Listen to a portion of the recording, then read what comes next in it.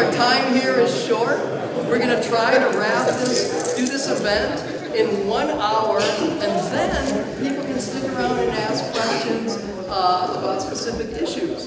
But anyway, I just wanted to thank people so much for coming to this important event. I've been working on this for several weeks, and you know, being able to work with David Abaz, Haslett-Marroquin, who's going to be talking about his regenerative operations, regenerative vision, and then also Grant Christensen with Nebraska Farmers Union. I can't tell you how lucky we are to have these three as presenters tonight. And you know what? We've got a lot of organic champions that are out here in the hall too. And I cannot wait for us to connect, build this regenerative movement, provide consumers with the organic foods, with the quality, with the nutrient density that they are paying a premium for, and that they're not getting, with current organic production, with so much current organic production. So it's the soil champions tonight. I'm going to leave it at that. For a long-winded leprechaun, that's a challenge, but I'm going to let these guys take it away. And again, thank you all so much for being here. This is a historic night, and I cannot wait to collaborate with you all. So thank you.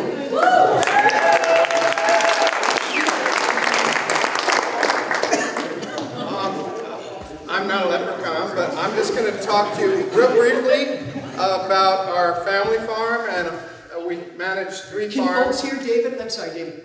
Can folks hear? You hear okay?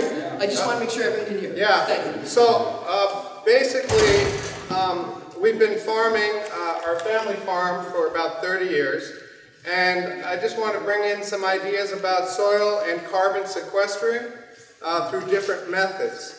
And I'll just share a little bit of my experience. We run a CSA farm, and one of the things we realized when we got to this land, there was 2 feet of rocky soil on bedrock. And so one of the challenges was there was no organic matter, nothing grew, literally nothing grew. And so we spent the process of cover crops, of building up our soils. So we went from less than 1% organic matter, we went from less than 1% to about 16% organic matter. So anyone want to calculate how much carbon that represents? A lot. A lot. Well, how much carbon is typically, or research of percent of organic matter? What's the ratio? What percent? About 58% of organic matter is carbon, typically in organic matter. So, we did this kind of regenerative agriculture by putting back, growing our soil. My whole job on our farm is to grow soil, build organic matter. And we do this through a rotation of green manures and brown manures and compost and the whole thing to bring that 2 feet of soil into a production that allowed us to grow a lot of food in a very, very small area. So you can see our fields as how intensely we plant them, and we get enough food in less than an acre for 60 shares plus 2 farmers markets. So we're very intensive cropping. But what's really cool is we're also building that organic matter. And at 58% of 16%, it comes to 9.28% carbon. So of our soil, and then I calculated 6.7 inches depth at about 43,000 feet to the acre times 0.56. And this was all during that soils workshop this morning. And then I came up with, it's just over 2 million pounds of soil in that 6.5 inches of soil. And the carbon represents about 92.8 tons. And so from going from 0% organic matter to 16%, that's how much we're sequestering in that 1 acre. And so there's a lot of talk and a lot of research that shows farms, we used to have a high organic matter, now it's been going away. We can return that and get a lot of our carbon back into the soil. Part of that solution will be at the Wolfridge farm, which is a school farm. The goal in 5 years is to produce 90%, actually 100% of the vegetables 100% of the eggs for the school's 140,000 meals served for the produce. And so we're doing a lot of research on this farm. The problem with the soil there was we have soil pH ranges from 3.8 to 4.2. What is lemon juice? About 3.2. So it's a very challenging thing. So what we did is we did some research with the Department of Agriculture, and we basically did plot of lime, imported that. We did a plot of biochar, okay? And we put them on at the rates working with NRCS, and then we cropped them all the same way. So we had a lime all by itself, a ash all by itself, so wood ash, a biochar, which is anaerobically combusted wood. It's that big, thick, chunky stuff. And then we did a lime and biochar, and an ash and biochar, and then a control with nothing. And the cool thing, when we're done with this experiment, yeah, there we go. There was only one that outperformed everything else. And that was not the ash alone, and not the biochar alone, not even the lime, or the biochar lime, but the ash and biochar over a 3-year period. That got it up to our range to get full nutrient recovery into plants. And so biochar is another way that we're going to be exploring, and people are exploring all over the country. The cool thing about organic and biochar adding is even if we didn't sequester one extra carbon, everything grows better. And so it's a win-win type of thing. So these are just part of the work, part of the research we're doing to try and identify farmers all across this country. How do we gain organic matter? How do we sequester carbon to build a better soil, a better till to grow more food? Pass this over. Oh yeah. Isn't that amazing? How could the lime not change it at all? I don't know, but guess what? We have almost everyone in our town. We heat with wood. The school is heated by wood. So we have ash. And now we're not importing it from southern Minnesota 6-7 hours away. And not only do we have to look at how do we sequester, but how do we keep from creating carbon in the atmosphere. Our family farm is off-grid, solar and wind power. So 35% of the carbon of the climate change is from agriculture. So we have to figure out how to farm lighter and sequester more. And I'm going to pass this over. Are you producing your own biochar? We are in a little cute little retort, it's a cute little biochar thing. We're looking at the researching of it because you shouldn't just do it like you made biochar in the past. You dig a hole, you put a bunch of wood in, you burn it, you cover it with soil, because you're creating a lot of methane. We all know methane is worse for the environment. So it's a double burn retort system, and so you actually burn the methane and create just carbon dioxide. So it can't just be done the old way, it's got to be done with our new insights. Could you quickly show your rotation slide again? Oh, well, yeah, and this isn't a farming class. I know. So this is about... One Yeah, more. and every farmer will tell you their rotation. There we go.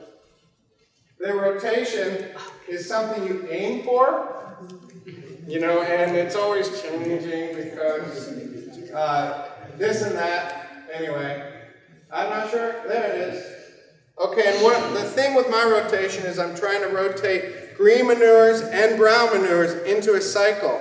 Because we all know after brassicas grow, is very little, it destroys the fungal community in the soil. And so by adding dry matter, that then raises the fungal. So this is a soil rotation by families to allow the full recuperation, the balancing of the soil. So that's just part of the thing. I'm going to pass it over to our next speaker. Grant? And then David, can you please share your email address for people that want to connect with you, maybe learn a little bit more? Sure.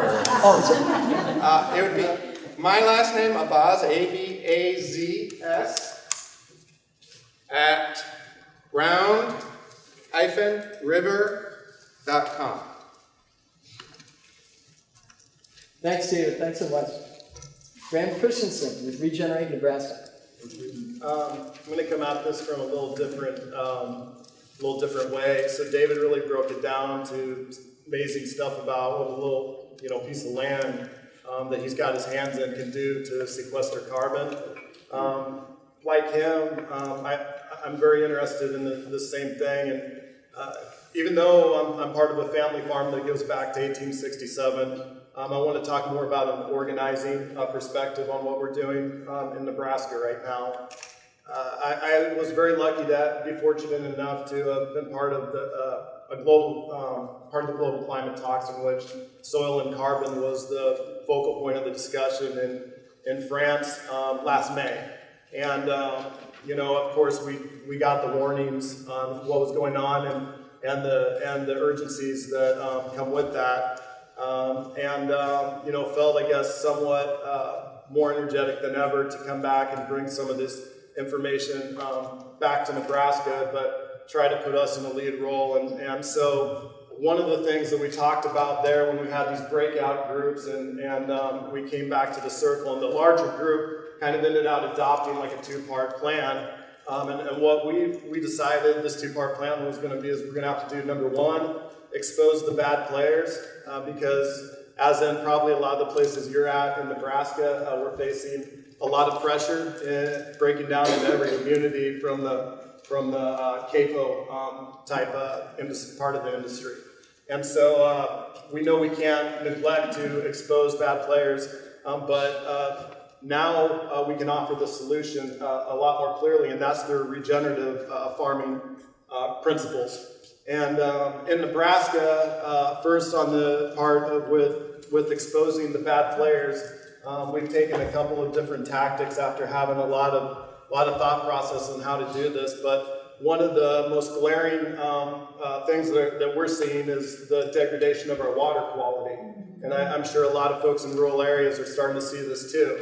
And we don't even know the half of it because there's a lot of stuff in the water that really isn't getting sampled the way it should be. But it was pretty clear and pretty easily to draw the line on the trends on nitrates in our state. We found a lot of data that reflected how much our nitrates in our water has gone up over the last, about since my lifetime. The level of nitrates in water has doubled. It's averaging in groundwater that's being sampled about 6 parts per million, and this is looking over like over 100,000 samples. So, we have a really good grasp on this. So what we decided to do, and I guess another thing that really has kind of fueled the fire in our area, Costco has proposed to develop a 400,000 a day processing facility in a floodplain just upstream from Omaha and Lincoln, which combines to be about 1.2 million people. And public health has been in conversations and now publicly has been saying, look, this will impact our water. You can say you're going to do it perfectly, but there's no way that you can be able to control perfectly the litter from 17 million new chickens into our culture. So finding that we've had allies in public health, and I really think this is important for folks to go back home and start finding these relationships as well. We've been able to team up with a department in the University of Nebraska Med Center as well as the University of Nebraska-Lincoln to put together a downstream water impact analysis. Since we can't, there's no federal trigger, so we can't get EPA involved. I'm not sure that would make any difference today anyway. Our Department of Environmental Quality is just the rubber stamp to move these projects through anymore. This local community, they're looking at this from a different perspective. It's a small community, but it's been rubber stamped through in the very beginning from there. So we had to just grassroots raise money in order to fund this study. But we believe it's important enough that the public knows that we've been doing a lot of that kind of grassroots sourcing to get funds. And we, lo and behold, raised about $24,000, and what we needed was about $20,000 to really do a comprehensive look. And so we put that in motion with this semester. By the late summer or the fall, we'll be able to talk about and make sure inform what communities are the most impacted downstream. That's with the various number of contaminants. That's the first one. Then also because about 25% of rural people in Nebraska are still drinking out of their own, wells that have been dug quite some time ago. The rates and a lot of those wells are extremely high, but also for landowners that have waterways running through their area, we're also partnering to launch a program that's going to be able to get those folks free testing kits. So first we need to raise awareness. We need people to know that this is impacting them individually. So we want that to happen, but then we also want to make sure that these people have the ability to protect themselves from health issues that are becoming more prevalent because of these circumstances in our area. So that's the exposing work that we're doing right now, and I just encourage everybody to fire up these relationships with public health, because in all these areas that we've felt so let down, even though we've known there's been a problem, we found an ally in public health and a way to be able to get this information out to the public. And if we can do that, then that opens up a wonderful opportunity for us to talk about the solution that lies in the soil. And that's regenerative farming practices. Like I said, the climate change issue is something I've worked on pretty strong for nearly a decade now. With the Farmers Union, I was able to get kind of on the cutting edge about 10 years ago when we were talking about comprehensive climate and energy policy, carbon credit program, the carbon sequestration program. And I learned about the great potential that just certain practices, just getting more biodiversity in the ground and getting livestock out of confinement and that reintegrated with the soil across the boards can do for being able to sink carbon. And not only that, with that comes water filtration and comes a whole bunch of other great opportunities for us. And so this stuff gets me excited. Well, we came back to the U.S. and we were wondering, how we could get started, how we could get going. Some of the friends I met over across seas, they said, hey, come down to Mexico. We want you to check out this Regeneration International event that's going on. And we got to go see the next speaker's poultry operation. I got to see how we can scale up poultry in an atmosphere that's a lot more native to birds. An atmosphere that won't degrade our water like the Costco poultry operation will, or like Tyson already has done. And I learned a lot in a short amount of time. But when I got back from that trip, I invited some other of my friends from inner city New York and Toronto to come out, and I wanted to show them, these regenerative farmers that are currently in Nebraska.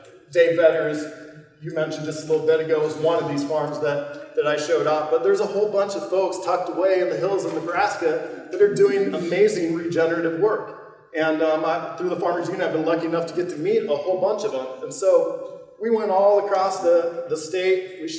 We showed cow-calf rotational grazing in the sandhills at large scale, to the Vetter operation, to looking at bison grazing, to looking in inner city at food forests that were going up through efforts from Omaha permaculture, to all these different kinds of things across the board. And then we had a couple meetings with these farmers, groups of farmers as well along the way. And these were designed to show these folks what's going on in the country. But it was also to kind of start a conversation, a more serious conversation. And when we got everybody kind of together at one meeting, I'll never forget it, it got deep. And these people that had never even been acclimated to a rural area were mind blown. We laughed, we cried, and we talked about how our rural areas had basically been decimated. And there was a big 50,000 acre cow-calf rancher from the Sandhills. And he sat in there, he was a state senator. And he sat in there, he's like, it just got harder. And he does things the right way, even though the size and scale is enormous. But I never forget, he's like, when I was state senator, I got sick of telling one community you're going to make it, but I have to sacrifice this community. There's a conservative lady, middle-aged lady, that's part of a pretty good size central Nebraska corn soy rotation. When it became her turn, the turn in the rotation, the comment she made is that they have finally come to take our souls. They've taken everything else from us. They've finally come to take our souls. And I guess I just won't forget that. And neither will my friends that came in from these other areas. because this is what's truly happening.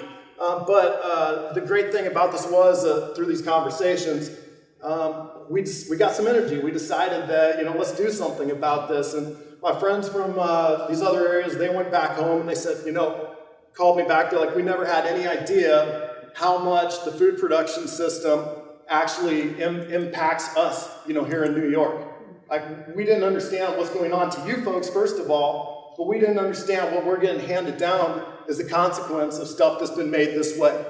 And it completely changed the perspective, and they helped find us some resources to get a conversation started. And through some of these other meetings we've been able to pull together folks that can have a real good dialogue.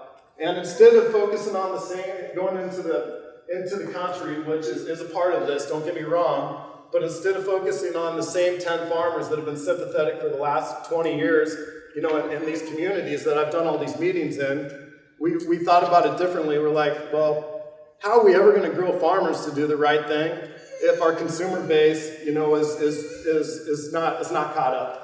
And so we made it a goal to spend more time listening to various consumer bases. So we went to inner city Omaha. And I know Omaha's not Chicago, but if you've been to North Omaha, it's tough. Gang violence is real. There's been a couple times where it's been in the top couple per capita gang-related deaths in a year. And so, it's real inner city. And we sat down with the Malcolm X Foundation, and we sat down with inclusive communities. We sat down with these little urban farming groups. We sat down with the Refugee Empowerment Center, and who's hosting all these refugee farmers, are their members that are popping into our city, trying to figure out how to grow food in any way they can, because it's their best chance of affording food. And said, we're a bunch of farmers. We don't claim to know your community and your culture as well as we would like to. But how can we team up to make this work? And come to find out, we found several ways we can. So one of the key things I think to this is that we have an ability, by having conversations in some of these kind of areas, creating creative new networks to be able to develop markets. And we have some really great food co-ops in the state of Nebraska that are hosting most of the farmers that are doing things the right way. So they've gone through the good, the bad, the tough. They have these experiences, but how can we grow that out? Well, we can't grow it out unless we get them connected. So we're going to go into these areas a little bit later in March and start having a dialogue that's going to make these connections. And we're going to be bringing in Rehi into the state of Nebraska as well to talk about, okay, let's look at poultry differently. Before big poultry comes into our area and does what they did in the eastern part of the country, let's make sure we're offering an alternative. Let people have a glimpse of that. We went to the tribes of Nebraska. We've been talking about bison expansion. We've been in South Omaha on the immigration wave, talking a lot about what it's going to take to get the job done with the heavier Latino populations in our state. I would love to talk more about this. Looking forward to questions at the end, but I just got one of these from the back. But the important thing is, I got the worst job in the house. Yeah, man, that's never I've been there, I've done that. But I really want to encourage us as farmers to take the time to meet these folks that we haven't spent enough time with, and to ask them, what's your needs, what's missing here, how can we be of help? And what you find out when you get into some of these areas, we all have the same thing in common, and we can help each other. And so every time we connect a food pipeline or a food co-op to someone in the inner city, we expand a buffalo herd, or we develop a poultry operation with a tribe or with a Latino community. Every time we do that, we take a little bit of the piece of the market back. And that's what we have to do. Just little pieces of the market share back. Every time we do that, that's a victory. It doesn't have to be big, because pretty soon if we're all doing it, it compounds, and we find some bigger ways to take the market back. So create those relationships, and let's start to work together throughout the Midwest, expand beyond what's going on in Nebraska, Iowa, and the other great states in this area. Work together and take that market back. Amen.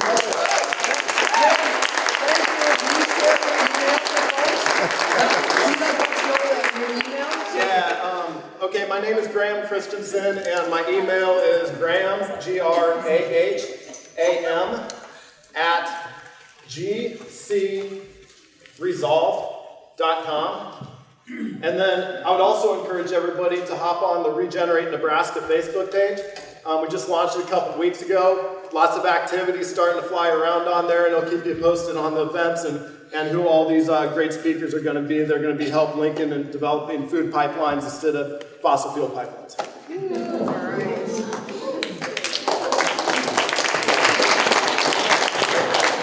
All right, so they set me up. I'm Rehi, and I speak for the chickens. Well, I'm not going to be speaking about chickens today. That's a training workshop, and we do a lot of those. We'll be doing that in Nebraska. We'll be doing that all over the place. Came last night back from South Dakota, training the folks at Pine Ridge and all of that. And like both, David and Graham pointed out, we technically unlocked the secret and recoded the way to do poultry on large scale while doing it regeneratively. That was my passion, and that I wanted to see if I could contribute something like that. We have it now, and as I said all the time, it is not knowledge that we're missing when dealing with the large-scale problems in the world.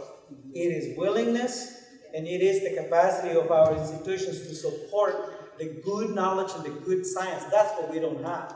But lack of knowledge, there is no such thing. So, from David's experience, from many other experiences that are already in place, already demonstrating that we can feed the world over and over without ever polluting a single drop of water. That is unnecessary. It is the justification that allows us to be able to continue to use greed and to reward greed and to reward things that bring no life to this earth whatsoever. That's why we do those things. That has nothing to do with feeding the world. So, on that note, I came here to speak about how we take these great ideas that are all over the place and we start organizing ourselves to do what Graham was describing. I live in Minnesota now. I'm from Guatemala. We prototyped this system in Minnesota. We're now deploying 2 farms. One is a training and demonstration farm. It's 100 acres. And another one that I own with my friends Will and Tony and Carly and other friends from Minnesota is called Regeneration Farms. We are deploying the first commercial site of this poultry. Now, we understand what Graham was explaining very clearly. We know that there is no such thing as free markets anymore. Not in poultry, not in pork, not in cattle.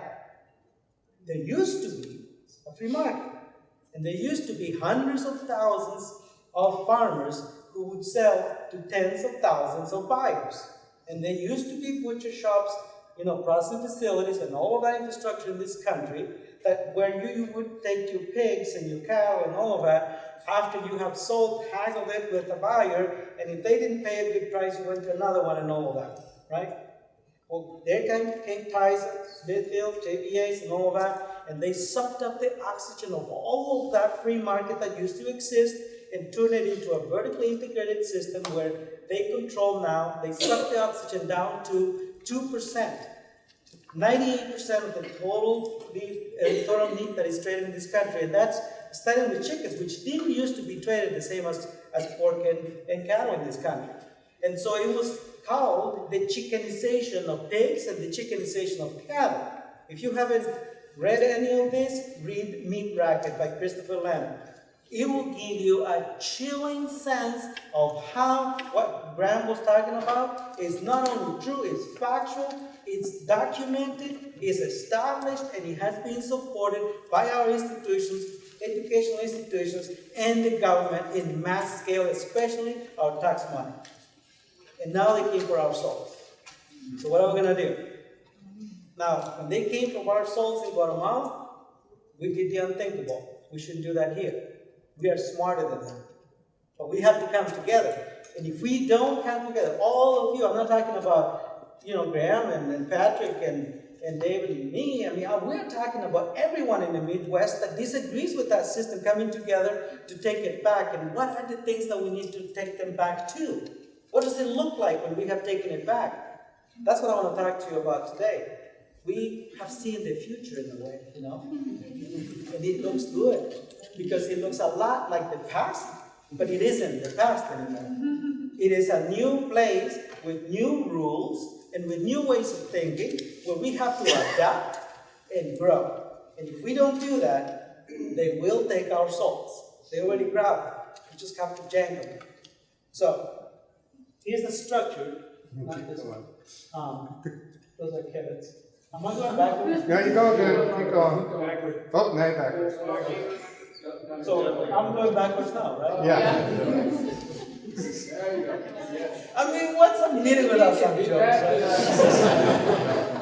Yes, keep going. Yes.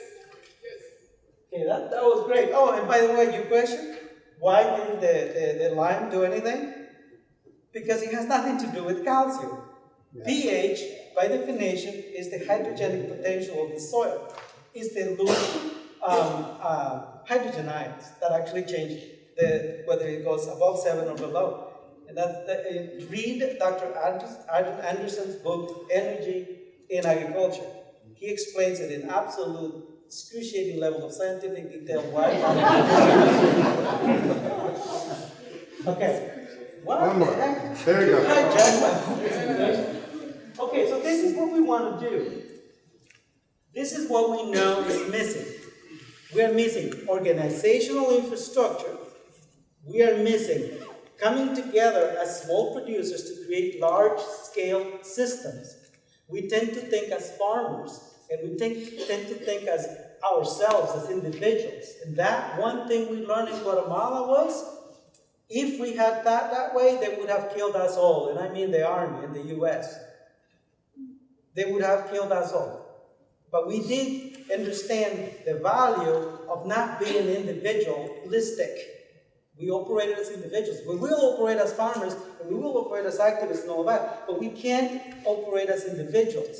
We need to start building systems. So what does that look like if we start thinking about a large-scale system? Well, we figured we could do states, and we're working like Nebraska, like Iowa, like Wisconsin, and all of that. We're doing that too. But even as states, we're not big enough to actually reverse this massive system that has been imposed on us. Even at that level, we are not big enough. And so what's the next thing? We start thinking about, in regeneration, in regenerative thinking, we have to think of distances too, where the food is produced versus where it's consumed. There's a large framework that we have been studying for a long time, and I was part of developing the standards for the Forest Stewardship Council certification in the Midwest. I developed, was part of the team that developed the standards for fair trade systems, for coffee, all of those things. So I understand how systems are engineered.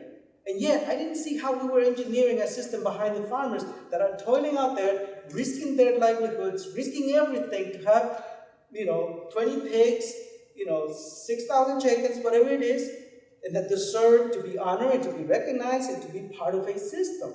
I tried to farm in Minnesota. I moved to a 67-acre farm. I got kicked out by the neighbors. They didn't like me once they learned that I was not a laborer, that I was actually a farm owner. They didn't like that. So they literally kicked me out. I ended up in Norfolk. I'm so thankful to those farmers now. Because now I got a whole team, and now we're going to change the world instead of just farming.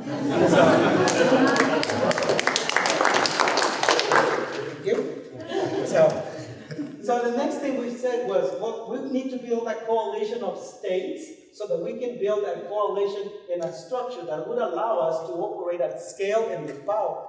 So what we said was, Nebraska was already going on, so we started tackling the ground. Iowa's already going on, and Merlin is back there somewhere. Yeah, there's Merlin. This is organizing already Regeneration Iowa. We are going to go back now and organize Regeneration Minnesota. Regeneration Wisconsin, Keith, are you here? I call him Keithy. There. I didn't know that he was supposed to be Keith, sorry. But I get called Reggie too, so I figured I don't. So there is also Mark Shepard, who's in Wisconsin. So we are trying to organize the core groups in each state so that we can get at least 2 representatives out of each of the 12 states, so we can assemble a kind of assembly of regenerative agriculture in the Midwest. That would be made up of those 24 representatives. So we can start thinking about, what does it look like if each one of those states built a coalition of at least 10 members? 10-member organizations, not individuals. We need organizations that actually have influence in each one of those states so that they can bring in all networks of thousands of farmers if that's necessary. The key is to start building that volume so that any good idea that comes up can then be scaled and standardized at a level that allows us to actually have that influence in the market and also bring the farmers together, because right now we are too disconnected. So that coalition will give us a total of 120 members from the Midwest, and if we organize ourselves into these 5 areas of priorities that we need to cover, and we start with the trade and industry infrastructure, and make sure that that trade in infrastructure, industry infrastructure is aligned with standards and verification systems, so that we know that the products are actually regenerative. And I will show you one example of what a regenerative poultry product will look like, and then we can think about the other things. We've got to come up with that regenerative standard, those regenerative standards together. I mean, Scott has right here, he grows pork. We have Mark's neighbors, right in Southwest Wisconsin, grow pork. We want to walk away from this room and then gather up and start developing our standards. What does regenerative pork mean? And same way we did with poultry. I mean, we got that, and we can discuss it if you want to. And I have discussed it 100 times, so it would be we wouldn't be starting on that. So the key is we got to come together and do that. That's what I came in to talk to you about. And so how you take ownership and control of that thing that is stealing our souls. It really feels really difficult when you look at the whole system and it doesn't feel like we have a choice. Because that's what it feels like when you're sitting in that meeting and people start crying because they just couldn't sell their pigs, they couldn't sell this, and they're going to go belly up, and the kids got to go to college. And I'm there. I got 3 kids. They're going to college, right? And what the heck are we going to do? So what we said was, well, if we organize first as trade and industry, and we build an industry that is regenerative, not a project, not a farm, but an industry, where we aggregate everybody doing the right thing, we catalog it, we standardize it so that we can actually defend it in the marketplace with very simple rules, but categorically above the standard, even beyond the organic standard. Bottom line is that we can do that and then bring that industry to be represented at a scale that can have that influence that we want. And then, of course, we can do all the other coordination. I'm part of Regeneration International Steering Committee, and because I am part of that infrastructure, we are looking at each piece of infrastructure in each state, so we can then build Regeneration US once we are done with the Midwest, and we bring the costs together. The key is not to think small, but to think at an industrial level of small-scale farming that are regenerating the landscape in our communities, right? So that's the whole idea of this framework. And of course, we got to work with public education, the market development, all of that needs to be part of it. But first of all, we need to take control of who trades our products. Because right now, we don't have control of that. And because we don't have control of that, we don't have connection to the market. And Tyson wants it that way. Because if we don't have connection to that market, we can never take the whatever it costs the consumer pays for our products, we can never access that money. Because it's left in the middle and it's structured that way, it's actually so tight. Just read Meat Racket if you don't believe what I'm saying. But I know you do because you're all of Moses. So what does it look like if we were to organize ourselves first? And just to give you an idea, one commission, the top commission, trade and infrastructure. So we start with a Midwest, but structured to be a national infrastructure for trading regenerative products. So we put that together, and what does it look like? Think of a trading board. It's exactly the same thing as setting up a trading board, whether it's the NASDAQ or whatever. It's not really that different. The only difference is that there is no I wish I was comfortable with swearing. Because I would say those kinds of products won't make it here, just regenerative products, right? So think of it, for example, the meat and poultry sector of that trading board. And then you put poultry, eggs, pork, beef, and I don't know what else, maybe goats will belong in there too, I don't know. Grains, well, these are 4 grains that I came up with because we used them. Nuts. Say again? Two Oh, corns. Okay, well, think of a grain. Wheat. Wheat, there you go. Well, I had wheat somewhere. I think that was, corn is so dominant.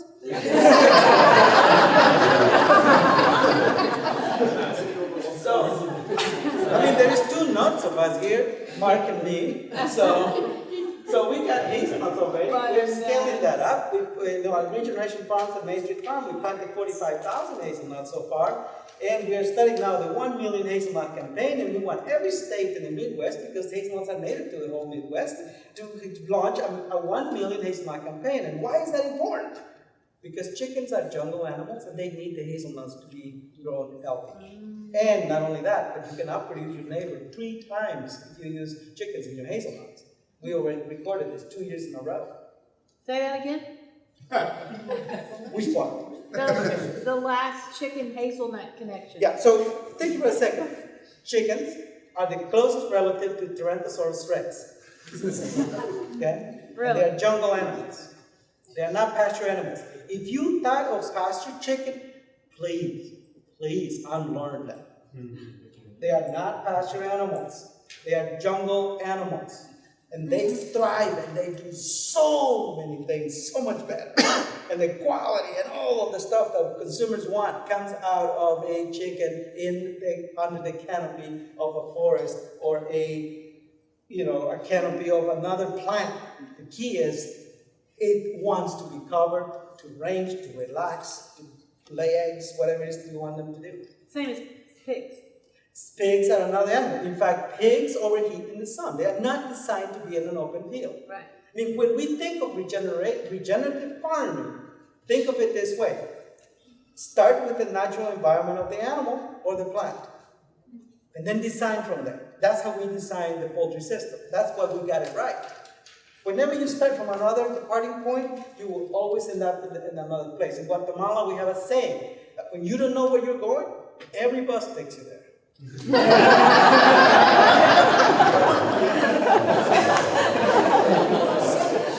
But also the statistic he quoted though was it's only for the past 2 years in a row, so it's a small data set, that the hazelnuts grown in the poultry systems are out yielding the general population of hazelnuts in the upper Midwest 3-1. And he cracked them, so so what happens here then is, if we have standards for how all of these products are regenerative, and again, those standards, we develop them. Not someone from outside, not someone who doesn't farm, not someone who didn't do what David Abbas did up in the North Shore, where I went there, I didn't think that you could grow it. As I was telling Ronnie when we were driving up, David Abbas said, what the heck? There is no farmer. There's no farmland here. This guy's not a farmer. So you walk into his farm. He knows that he's not in the business of producing food products. See, many farmers think that they're in the business of producing food products. And I keep telling them, you are not. You are in the business of managing energy. That's your business. And if you manage energy right, you get to increase your biomass every year and harvest more food than any GMO can ever give you.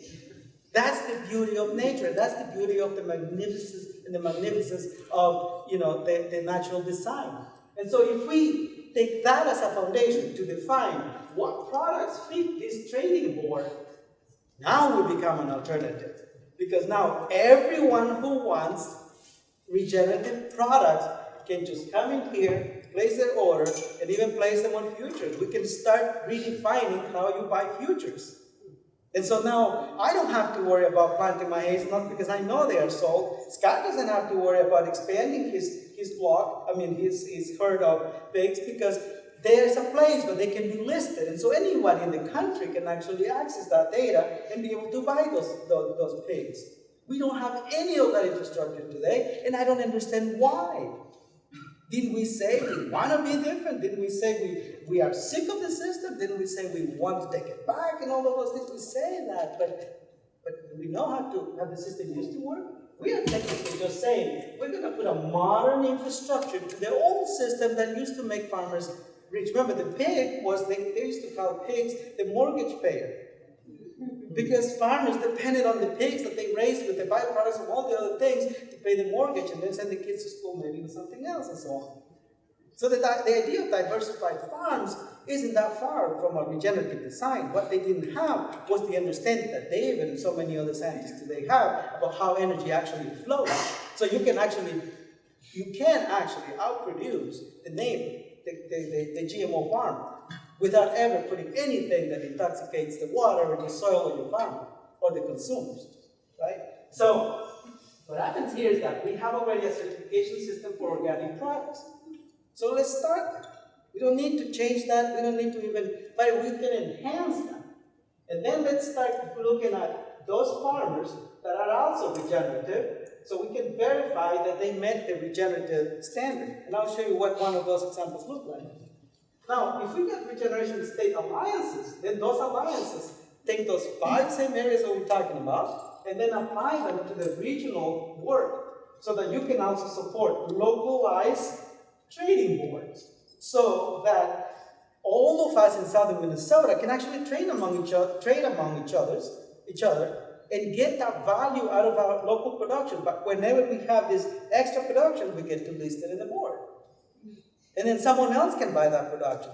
But it doesn't interfere with us maximizing our local trading capacity. Not only that, it enhances it, because now everybody knows that southern Minnesota has that place where you can go and remember how people used to sell their pigs in the past. We can't go back that far, but we can get as close as possible and still make it industrialized, standardized, and capable of deploying on large scale and coordinated on large scale. And if we are working together, nobody will stand against that. I can tell you, when we have that kind of infrastructure, politicians will listen, because they can't fight everyone, but they will fight you individually, me individually, and you individually, because they know individually I can beat you. But as a whole, they can't. The industry can't either. It's amazing to see how little life the industry has left if you disrupt their systems. It is estimated that Tyson wouldn't survive past 2 months if farmers that grow for them revolted. Or if consumers decided to boycott them, they wouldn't survive past 2 months with all of their wealth and power and everything, and it won't matter how much they cry to the politicians and all of that, it won't matter. They will still go belly up. Now, why don't we take advantage of that crack in the wall and just widen it? That's what I'm talking about. Let's widen the hell out of it. You know? So, obviously, that's all I have to say. But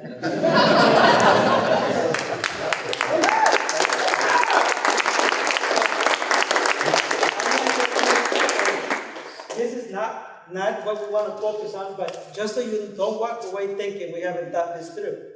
These are the simple rules that govern the way we engineer our poultry system. One, there's a perennial canopy, which is natural to the chicken's evolutionary blueprint.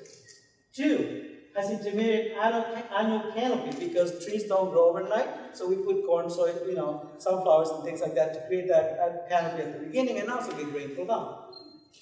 There is no exposed soil. Is it a mulch or cover crop?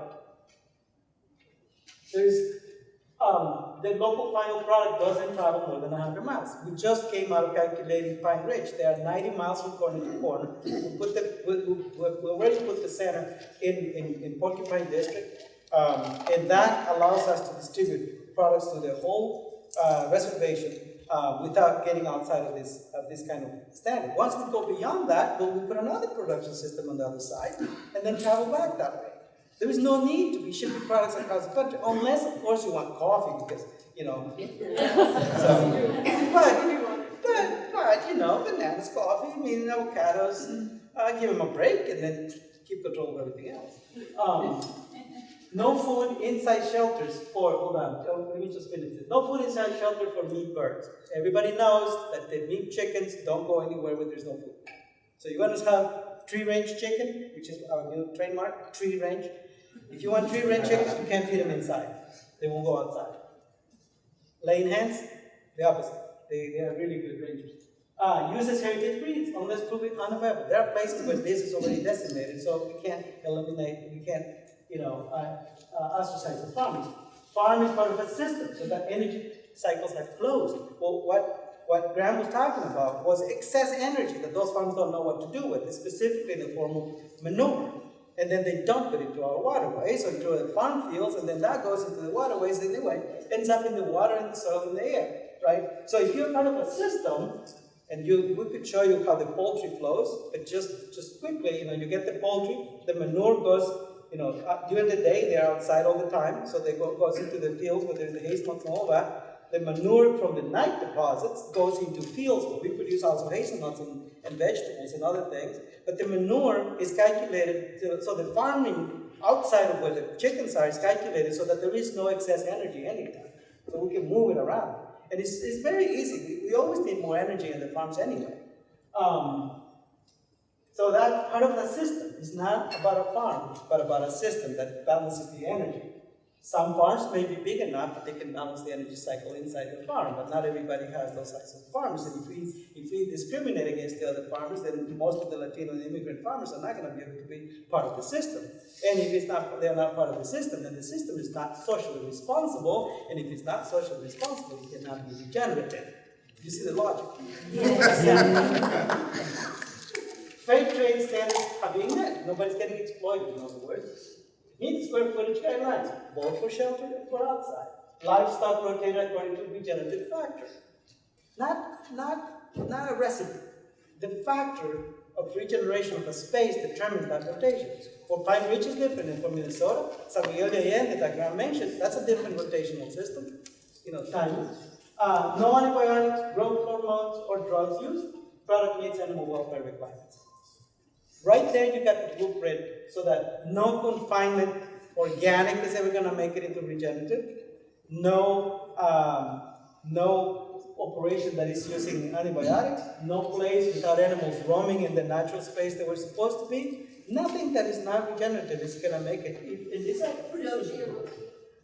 No GMO feed could be another one. I mean, we're just beginning the rules, and we don't use GMO feeds anyway. But one better way to put it would be certified organic grades. And then they already prohibit the GMO.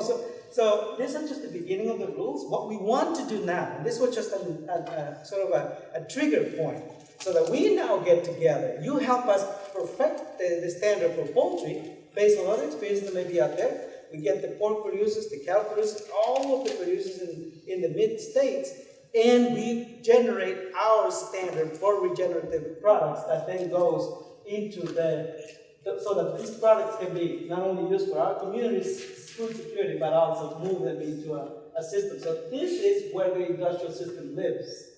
And they want us all down here so we don't interfere with their power and control. We need to go up here if we're going to play and change those rules. The question is, one, are you ready to do what it takes? And that means, raising your hand and allocating yourself to work on your states. Two, are we willing to think large scale? Because that is the key. If we can't think large scale, we're always going to be small farmers that are always, always got the boot on us. So to me, those are the two main criteria for whether we succeed at this or not. Can we think on large scale, and are we willing to do what it takes? Now, we are. We already did way more than what it takes back in Guatemala. And we're here doing it all over again. Except this is a different kind of revolution, and I'm so happy that we can still do it non-violently. We can still do it with the brain, because it will come down to the point that when the soul gets janked, you're going to react differently. And let's please not get there. Thank you.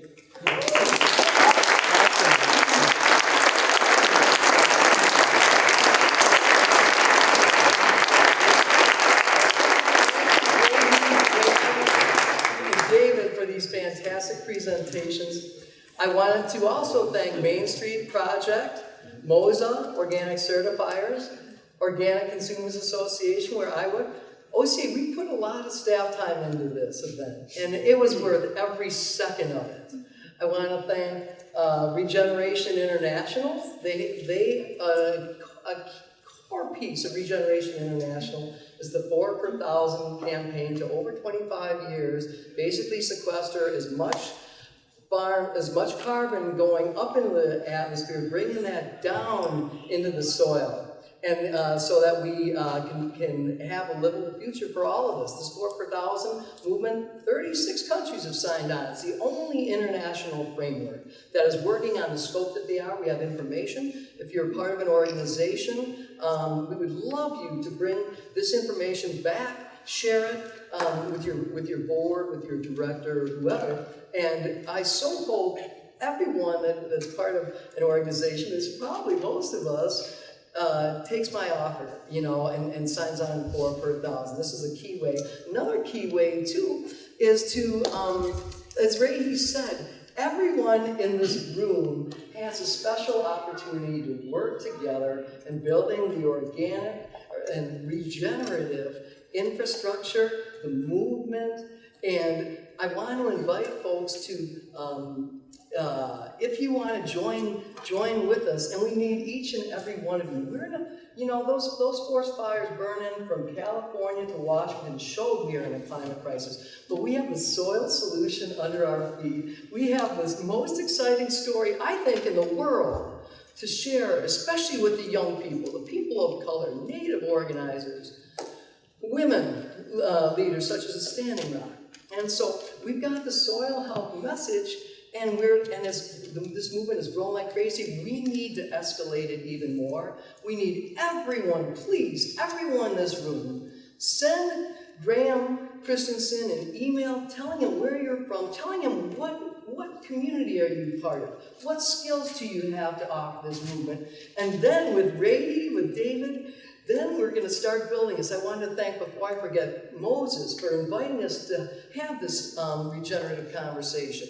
Moses is Soil Health Champions. They've been knocking it out of the park every year with the amazing conference that they do. And it's so exciting to be part of this and to working with Moses, the great staff and board, and all of you in forwarding the regenerative revolution and regenerative foods marketing infrastructure. And so, anyway, so many times you come to an event and that, wow, it's really great. Wow, I invite you all to say, I want to be part of this. And I'm going to take a step forward because everyone needs to be part of the solution. By coming to this meeting, you showed, that you're really concerned about this issue. Please email Graham. Tell him, what's your burning issue? What do you have to contribute? What movement what community can you pull into this movement?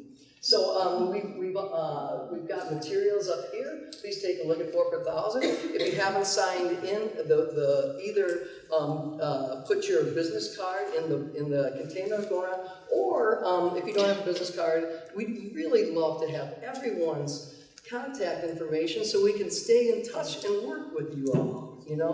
And so anyway, thank you for being here. We said we were going to go for an hour. We're a little bit over. We started a little bit late, but we're going to continue this conversation. But I wanted, to be respectful of people's time, and then everyone will be staying here if you have questions. And what a great event, huh?